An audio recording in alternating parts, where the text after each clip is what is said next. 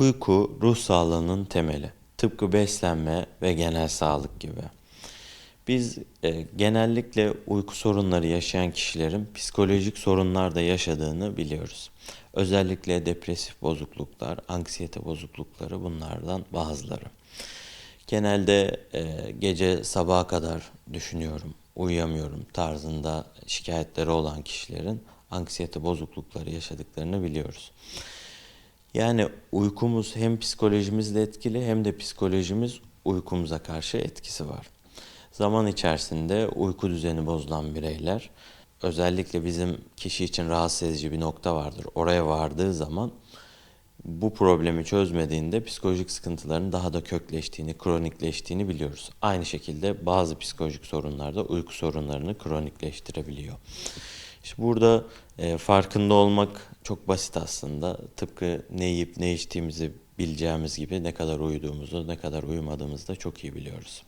Kişilere temel öneriler vermek gerekirse, özellikle şu dönemde biz telefonlarla yatağa giriyoruz, tabletle, işte bilgisayarla girdiğimiz zaman o yatağın amacı ortadan kalkmış oluyor ve artık başka bir amaca hizmet ediyor ve dolayısıyla uyku bozukluklarımıza bir zemin hazırlıyor.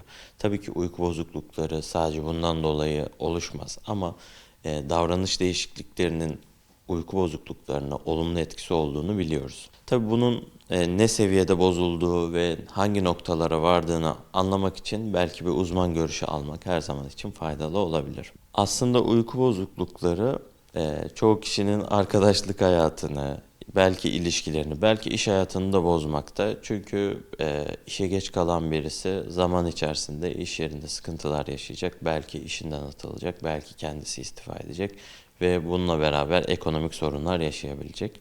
O sebeple uyku bozukluğunu fark etmek, bu yönde destek almak kişi için her zaman faydalı olacaktır.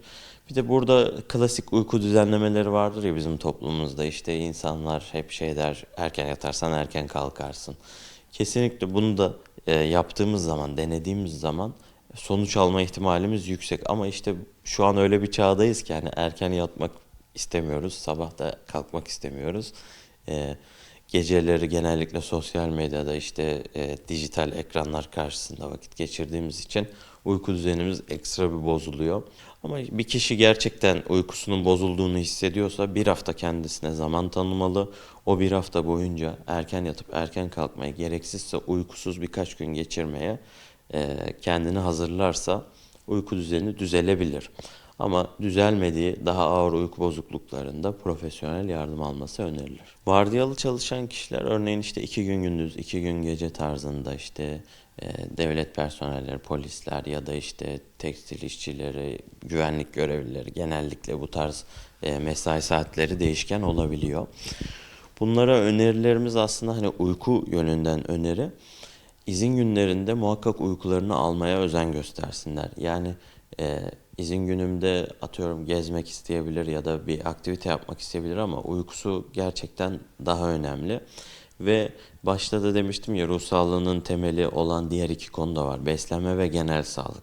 Eğer ki uykumuzu bozuyorsak ve uykumuzu bozmak zorundaysak muhakkak beslenmeye dikkat etmemiz lazım ve bunun dışında su tüketimi de çok önemli ve genel sağlığımızı kontrol ettirmeliyiz. Vardiyalı çalışan gruba en temel öneriler bunlar uyku dışında. Eğer ki uykumuzu alabileceğimiz bir fırsat olduğu zaman uyumalarını öneriyorum.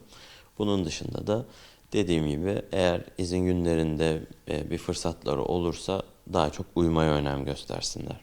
Hapları kullanılmasını kesinlikle önermiyoruz. Yani doktor reçete etmeli ve doktoruyla konuşmalı. Doktoru bunu sen kullan demeli ki kullansın.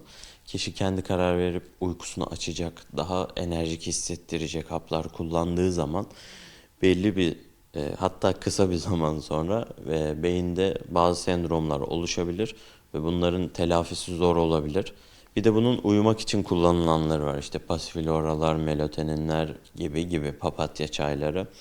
Bunları hani kişisel olarak kullanırken biraz yine de dikkat etmek lazım. Çünkü etkileri her insanda farklı olabilir. Bazıları zararsız gibi görünse de sizin için uygun olmayabilir. En iyisi yine bir hekime danışmak, aile hekimine danışmak Ve onunla birlikte karar vermek daha iyi olabilir. Zaten ilaçları kesinlikle kullanmamalısınız. Uyku veren ilaçlar başka yönden sizi farklı noktalarda da etkiliyor olabilir. O sebeple doktorunuz sizi iyice inceledikten sonra zaten bunlar reçete edilir. Kendi kafanıza göre ilaç almayın.